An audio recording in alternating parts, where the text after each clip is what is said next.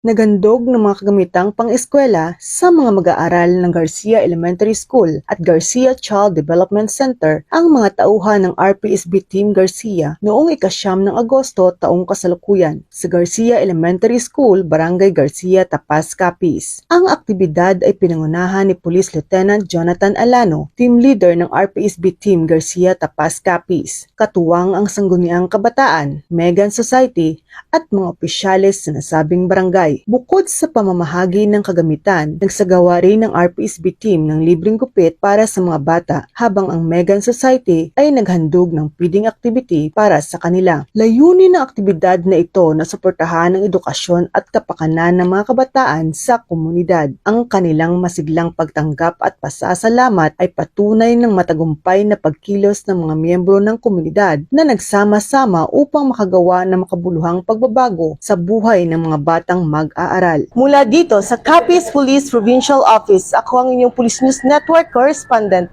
Patrolwoman Charmaine Balunsat, alagad ng batas, tagataguyod ng Balitang Pulis.